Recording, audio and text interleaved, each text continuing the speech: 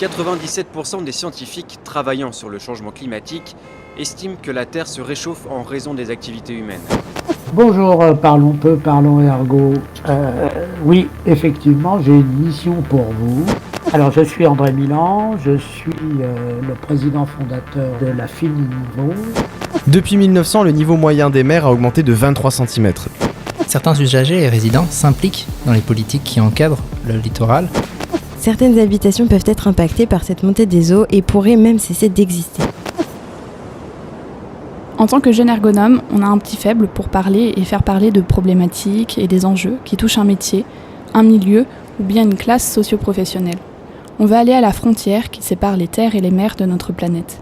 Aujourd'hui, on se retrouve pour une mini-série de 3 épisodes qui couvriront 3 enjeux majeurs de l'impact du réchauffement climatique sur le littoral.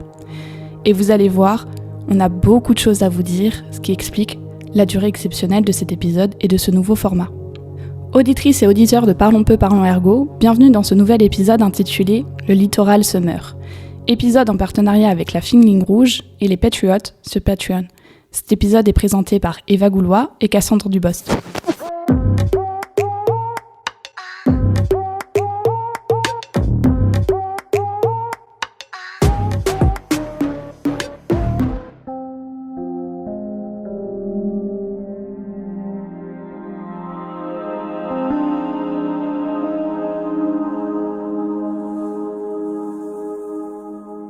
Le littoral est confronté à de nombreux défis, le logement de ses habitants et habitantes en faisant partie.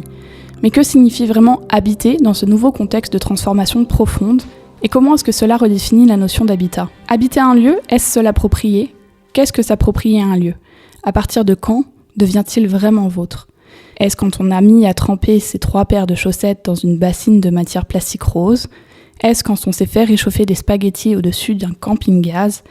Est-ce quand on a utilisé tous les cintres dépareillés de l'armoire penderie ? Est-ce quand on a punaisé au mur une vieille carte postale représentant le songe de Sainte-Ursule de Carpaccio ? Est-ce quand on a éprouvé les affres de l'attente ou les exaltations de la passion ou les tourments de la rage dedans ? Est-ce quand on a tendu les fenêtres de rideaux à sa convenance et posé les papiers peints et poncé les parquets ? Ces questions, soulevées par Georges Perec en 1974, ne sont pas anodines, et bien qu'elles ne datent pas d'hier, elles ne sont pas pour autant dépassées. Toutes ces questions révèlent la même et unique chose, que signifie habiter. L'idée de l'habiter peut être explorée à travers les concepts développés par Maurice Merleau-Ponty. Selon ses travaux, l'habiter se réfère à la manière dont les individus interagissent avec le monde qui les entoure, à travers leur corps et leur expérience sensorielle. Cela souligne que notre environnement n'est pas simplement un espace objectif et extérieur, mais qu'il est profondément façonné par notre perception et la manière dont notre corps est enraciné dans le monde, comment il s'incarne dans l'environnement. Dans la même perspective, Henri Lefebvre, un philosophe et sociologue, nous explique que l'habitat ne se résume pas à un simple espace physique. C'est une expérience existentielle qui va bien au-delà du lieu. Pour Lefebvre, c'est parce que l'homme habite que son habitat devient habitation.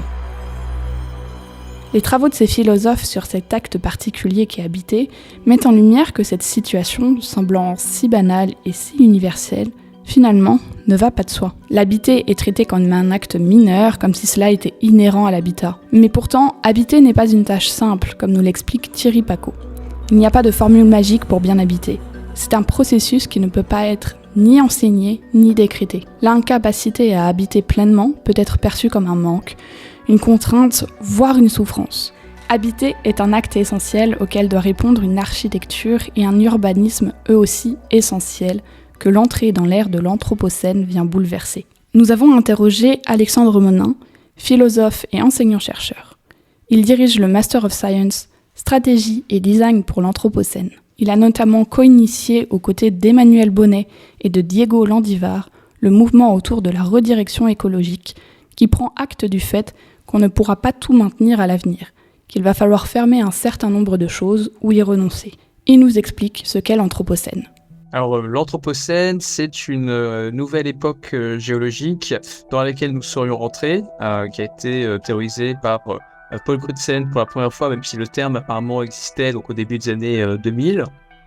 C'était un chimiste qui est décédé récemment, prix Nobel, et qui est une notion qui a irrigué la recherche, notamment au départ dans le monde de la géologie, pour donc désigner une nouvelle époque géologique dans laquelle nous serions rentrés, marquée par les conséquences des activités humaines et industrielles, et qu'on envisage aujourd'hui en termes de franchissement en cours des limites planétaires. Donc pas simplement du point de vue du réchauffement climatique, mais vraiment des impacts de l'humanité et du modèle industriel, on va dire, à tous les niveaux, et qui est une ère en même temps qui est marquée par une forme de maîtrise et de déprise, de maîtrise suffisante pour justement que l'espèce humaine, certains humains en tout cas, deviennent une force géologique, et en même temps une ère de déprise, puisque les conséquences de ces activités, les conséquences finalement de ce déploiement des activités humaines, eh bien, ne sont pas forcément justement maîtrisables si on en vient à franchir, par exemple en termes climatiques, 1,5 degrés ou plus. Effectivement, les conséquences échappent à notre maîtrise. Donc voilà, une ère un peu paradoxale de ce point de vue-là, avec beaucoup de débats du point de vue des sciences dures, du point de vue des sciences humaines, puisque du côté des sciences humaines, on insiste beaucoup sur le fait que les responsabilités ne sont pas partagées. C'est pas forcément l'espèce humaine qui est responsable de l'advenu de l'Anthropocène. C'est pour ça qu'on parle parfois d'anglocène, de capitalocène, pour identifier des causes majeures qui sont responsables de tout ça, ou alors des sciences justement du climat qui insistent beaucoup plus sur des mouvements longs et qui excèdent un petit peu nos institutions et la politique, on va dire, humaine. Donc voilà, le débat il peut être caricatural, mais il peut être aussi parfois malgré tout assez intéressant. De fait, pour naviguer dans l'Anthropocène, il nous faut réapprendre à voir les choses d'un œil neuf, à les reconsidérer.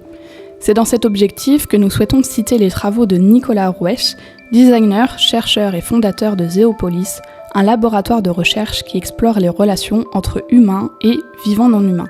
Il nous rappelle que notre habitabilité est étroitement liée à celle des autres espèces. Dans une interview pour la revue Horizon Public, il explique que la plupart des espèces du vivant non humain produisent leur propre habitabilité et celle des autres. Sauf nous, les êtres humains, la seule espèce un peu particulière à ne pas participer à cet équilibre dynamique. La notion de commun entre en jeu ici. Les communs impliquent la gestion collective et durable des ressources, matérielles ou immatérielles, par une communauté. Mais tous les communs ne sont pas positifs. Certains peuvent être problématiques, comme les sols pollués ou les déchets nucléaires par exemple. C'est pourquoi nous devons repenser comment nous gérons ces communs dans le contexte actuel. Ces communs, dits négatifs, sont des éléments coûteux et qui posent la question de savoir comment les mettre en débat pour leur donner une nouvelle trajectoire, plutôt que de les laisser devenir un fardeau pour notre environnement. Pour approfondir cette réflexion, écoutons Alexandre Monin qui nous en donne la définition. Moi, j'ai voulu pas être commun négatif pour non pas seulement présenter les communs comme la réponse à tout.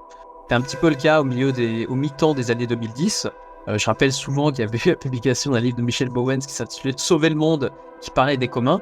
Et ça me semblait un petit peu à la fois ambitieux et problématique de dire aux gens qui travaillent à fabriquer des communs au jour le jour, qui sont en train de sauver le monde. Et, en tout cas, c'est le poids qu'on met sur leurs épaules.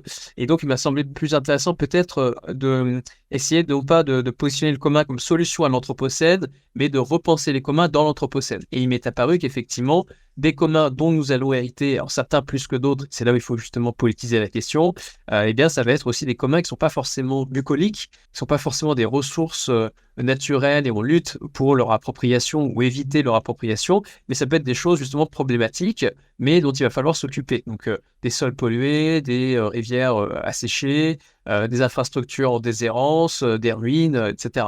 Et donc voilà, j'essaie de me dire comment est-ce qu'on peut imaginer politiser cette question-là pour que ce ne soit pas uniquement les groupes les plus fragilisés qui sont au contact de ces réalités, de ces communs négatifs qui s'en occupent, mais de politiser la question pour qu'on arrête de générer ce type de communs négatifs, qu'on leur donne une autre trajectoire et surtout qu'on se pose la question du soin à leur apporter. Parce qu'il y a des communs qui ne vont pas forcément négatifs, qui ne vont pas forcément disparaître. Les déchets nucléaires, que ce soit pro ou anti-nucléaires, ils sont là, il faut s'en occuper. Après, la différence, c'est que si on est pro ou anti-nucléaire, on dit qu'il faut éviter d'en produire de nouveau ou non. Mais voilà, moi, je ne tranche pas dans le débat. Et c'est là, effectivement, en termes de conception, que ça peut être intéressant, puisque au lieu de se dire on choisit une solution, quelle est la meilleure solution? En fait, ici, on choisit un problème. Bon, on sait qu'on ne va pas forcément échapper à tous les problèmes. Et donc, la question dans le débat pro-anti-nucléaire, c'est quel problème on pose pour l'avenir. Mais alors, comment peut-on penser aujourd'hui, de manière durable, les modes d'habitation, l'habitat et l'habitabilité, tout en tenant compte de toutes ces questions et ces transformations ? Comment pouvons-nous repenser nos modèles pour créer des formes d'habiter qui soient plus durables ? Myriam Fréjus, docteure et chercheuse en ergonomie cognitive à EDF Recherche et Développement, mène des travaux de recherche sur des questions de modélisation d'activités humaines en lien avec l'habitat et avec des problématiques de transformation et conception de situations. Cela en mobilisant notamment des systèmes se servant de l'intelligence artificielle. Ces travaux sont directement ancrés à des problématiques de développement durable.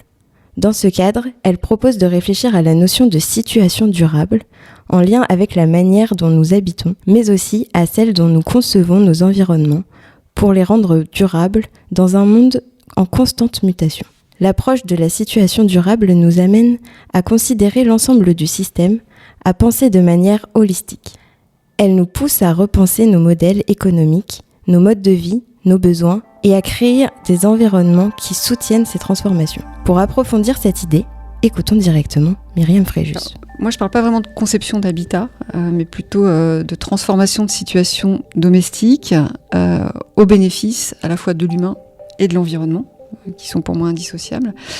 Donc comme je suis chercheuse moi dans une entreprise quand même, il y a de la recherche appliquée, donc on cherche à développer des services, des produits ou des offres qui soient pertinents pour nos clients et qui soient au service d'une sobriété énergétique ou plus généralement qui servent à la maîtrise des ressources. Et donc l'approche que je développe en fait, elle analyse les interactions locales qu'il y a entre les individus et leur environnement pour identifier les préoccupations, qu'elles soient liées ou non à l'énergie ou à la maîtrise des ressources. Et la finalité de ça va être de permettre finalement à la maîtrise des ressources, à ce que des actions bénéfiques à l'environnement soient mises en œuvre, mais de façon transparente dans les activités. Donc ça veut dire quoi ? Ça veut dire que plutôt que de identifier des comportements, chercher à les modifier, on va d'abord chercher à modéliser, comprendre les contextes d'activité humaine et donc les contextes de consommation aussi. Qu'est-ce qui engendre la consommation d'énergie ? Pour le cas de l'énergie, je ne travaille pas que sur ça, mais par exemple sur la maîtrise de l'énergie. Là, on voit en fait que finalement l'activité, elle est guidée par tout un tas de préoccupations multiples qui sont hors maîtrise de l'énergie, même s'il y a aussi des fois des choses relatives à ça, bien sûr. Et là, il faut tenir compte des diversités de population, etc. Et on permet de voir comment l'utilisation d'appareils, notamment qui consomment, s'inscrit dans des articulations collectives, dans des phénomènes d'anticipation, sont touchés par des problèmes de conception inadaptés. Si vous ne pouvez pas allumer la lumière facilement, vous allez la laisser allumer quand vous quittez la pièce. Bon, ça c'est assez basique, mais on peut le décliner sur tout un tas d'autres appareils. On voit des actions de maîtrise de l'énergie, bien sûr, à commencer par éteindre. c'est un bon début, mais raccourcir des usages, regrouper des usages. La personne qui va repasser une fois par mois pour faire chauffer son fer une seule fois. Et là, en fait, ça permet de considérer en fait que la maîtrise de l'énergie, c'est pas juste une question d'influence comportementale, mais plus largement en fait une question de conception, alors d'offres, d'outils, de services appropriables dans le fil des activités et à l'échelle du foyer. Donc en fait, on va plus chercher à agir sur une dynamique de couplage entre l'individu et son environnement que chercher à modifier son comportement directement et ce qui serait sous-jacent à ce comportement. Donc moi, c'est ce que j'appelle concevoir une situation durable, c'est-à-dire on va chercher un couplage en fait qui dure et on va finalement chercher à faciliter les situations de vie quotidienne, les activités des personnes par rapport à leurs propres finalités et leurs besoins, tout en intégrant des objectifs qui sont d'abord des objectifs extrinsèques de maîtrise, puisque c'est nous, par exemple, mon entreprise, qui espère que les personnes consomment à des heures où on a de l'énergie faiblement carbonée, par exemple. C'est pas forcément la finalité du foyer qui cherche ça. Et donc, on va chercher, en fait, à ce que ce couplage bénéfique à l'ensemble des parties prenantes perdure, alors que chaque élément a sa propre évolution, des ressources et les personnes aussi qui sont en plein développement. En termes de conception, cela nécessite de sortir des approches qui étaient jusqu'ici dominantes.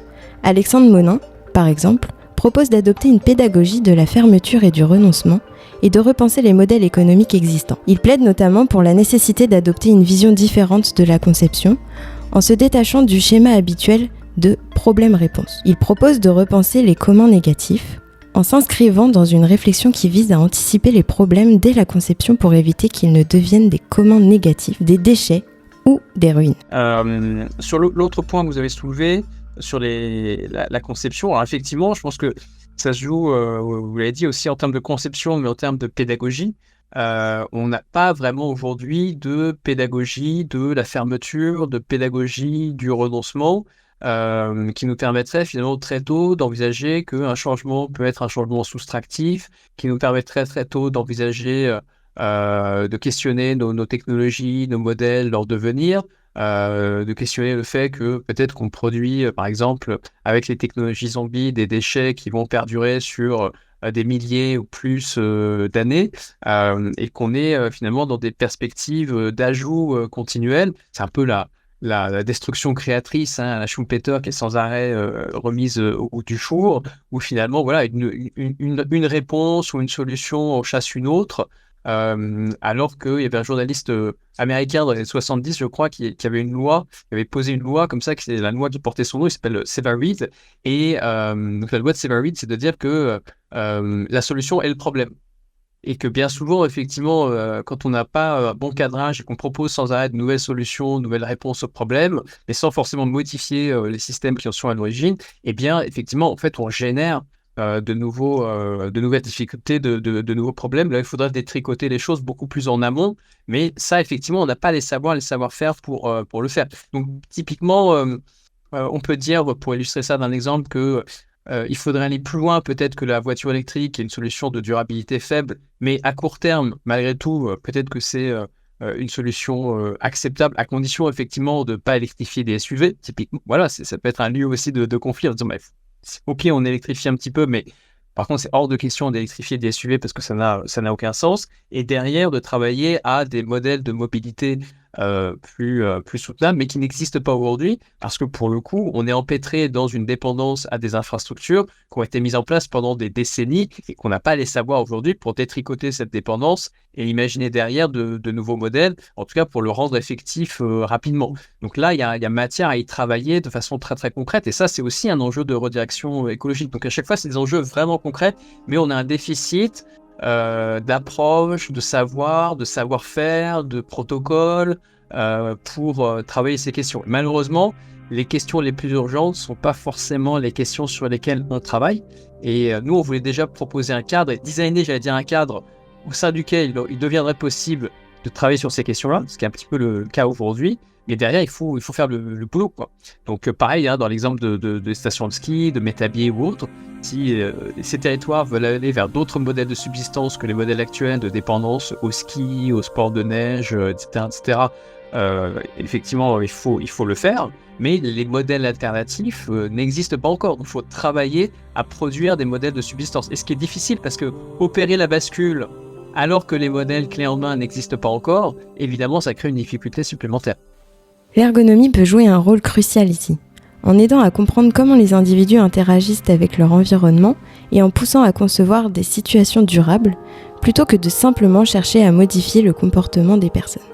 Elle peut encourager à privilégier des approches soustractives plutôt qu'additives, en nous concentrant sur la définition précise des problèmes à résoudre. Donc moi je ne parle pas forcément d'anthropocène, c'est pas forcément le vocabulaire ou les approches que je revendique, parce que ça fait une vingtaine d'années que je travaille sur ce sujet et on a parlé de maîtrise de la demande énergétique, on parle de développement durable, on parle beaucoup de sobriété en ce moment. Bon voilà, il y a différentes façons d'aborder ces questions de développement durable. En tant qu'ergonome, en tout cas, sur ces questions-là, sur ces enjeux, je pense qu'on a, en tout cas moi, à mon échelle, de par mes activités, trois grandes façons de se positionner. D'abord, la base même de l'ergonomie, c'est de tenir compte des contraintes des personnes et des pratiques existantes, et c'est en ça qu'on intervient dans le sujet. Là où parfois, justement, les gens se plaignent d'être freinés ou d'être culpabilisés, d'être incriminés dans le rôle de l'humain, etc. Donc l'ergonome, justement, essaie de tenir compte de la totalité des contraintes, et dans nos pratiques quotidiennes, on en a plein. Et qu'est-ce que ça veut dire pour une famille qu'on incite à consommer autrement qu'entre 18h et 20h parce que c'est très carboné, quand les enfants doivent être couchés, avoir mangé, qu'il faut revenir, qu'il faut faire tout, etc. Donc il faut tenir compte de ça. Une autre façon d'intervenir en tant qu'ergonome, c'est aussi, je dirais, d'essayer d'éviter la conception inutile. ou en tout cas limiter, contrôler tout ce qui va être du techno-push, qui peut être quand même très tentant avec toutes les nouvelles technologies, et notamment l'IA. Moi, je travaille beaucoup sur des questions d'IA, pour essayer de recentrer les démarches d'innovation sur des vrais besoins. Très souvent, les approches techno-push, elles cherchent une acceptabilité a posteriori. Et donc, nous, si on peut éviter que soient développées des choses qui ne sont pas utiles, si en plus on peut faire en sorte effectivement de répondre aux justes besoins, c'est autant de choses, d'énergie, de technologies déployées, évitées. Donc ça, c'est important aussi. Je pense qu'on a un vrai rôle dans les projets, très en amont, dès le début, à être présent.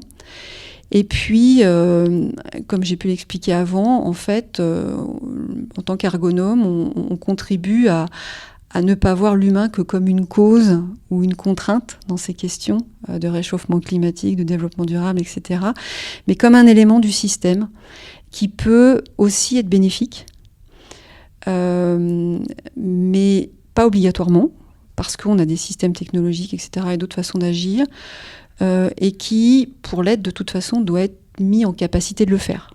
Et je pense que c'est là-dessus qu'on joue, c'est sur cette capacité d'agir, et notre capacité à considérer autant le développement humain que ce qui va être maîtrise des ressources, limitation des ressources, selon la logique du développement durable. Les défis liés au développement durable nous obligent à repenser notre relation à l'habitat et à l'environnement. Être présent au monde, créer des possibilités de rencontres, préserver la singularité des situations, tout cela fait partie de prendre soin de l'habité et du cohabiter. Ces idées nous rappellent que notre relation à l'habitat va bien au-delà des briques et du béton. Elle englobe notre lien profond avec la nature, notre responsabilité envers elle et notre capacité à vivre en harmonie avec elle. Mais qu'en est-il des activités et du travail qui animent le littoral ? Quels sont les impacts du réchauffement climatique sur les métiers de la pêche ? Est-ce qu'on a des solutions pour sauver le trait de côte ? Je vous propose qu'on se retrouve la semaine prochaine pour en parler et essayer de répondre à toutes ces questions. D'ici là, n'hésitez pas à vous abonner sur notre chaîne YouTube et Podcastix, de nous suivre sur les réseaux sociaux LinkedIn et Instagram et de nous aider sur Patreon. Merci encore à la Fine Rouge pour son sponsor et à la semaine prochaine pour l'épisode final de cette mini-série de 3 épisodes.